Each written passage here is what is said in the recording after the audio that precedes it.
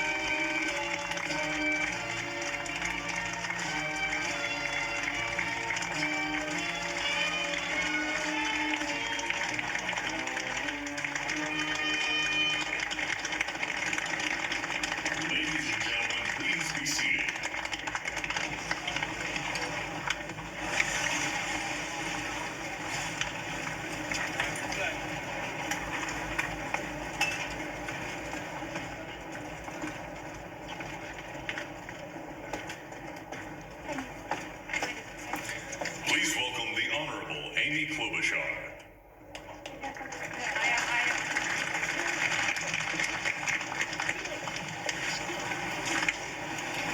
Vice President Pence, Mr. President-elect, Madam Vice President-elect, members of Congress and the judicial branch, former presidents and first ladies, vice presidents, leaders from abroad, and a whole bunch of Bidens.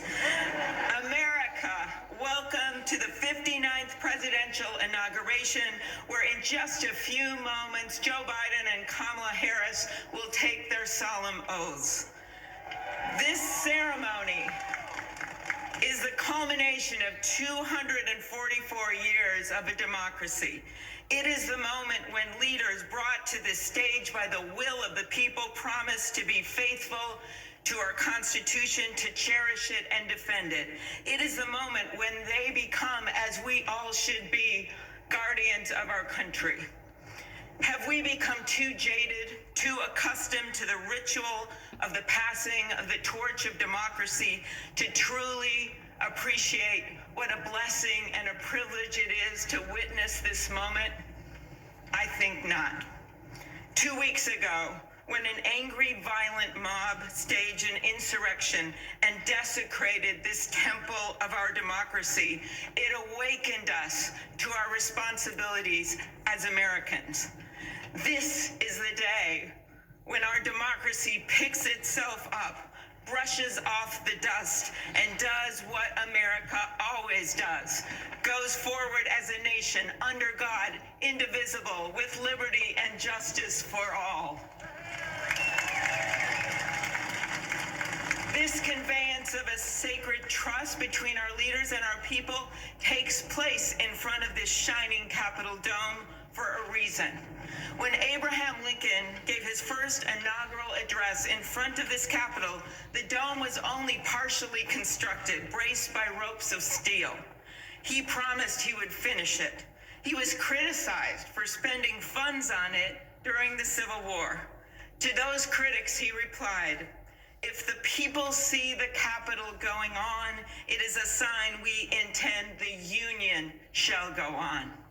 And it did, and it will. Generations of Americans gave their lives to preserve our republic in this place. Great legislation to protect civil rights and economic security and lead the world was debated and crafted under this dome. Now it falls on all of us, not just the two leaders we are inaugurating today, to take up the torch of our democracy, not as a weapon of political arson, but as an instrument for good. We pledge today never to take our democracy for granted as we celebrate its remarkable strength. We celebrate its resilience, its grit. We celebrate the ordinary people doing extraordinary things for our nation, the doctors and nurses on the front line of this pandemic, the officers in the Capitol, a new generation never giving up hope for justice. We celebrate a new president, Joe Biden, who vows to restore the soul of America and cross the river of our divides to a higher plane. And we celebrate our first African American, first Asian American, and first woman vice president, Kamala Harris, who stands on the shoulders of so many on this platform who have forged the way to this day. When she takes the oath of office, little girls and boys across the world will know that anything and everything is possible. And in the end, that is America, our democracy, a country of so much good. And today, on these Capitol steps and before this glorious field of flags, we rededicate ourselves to its cause. Thank you.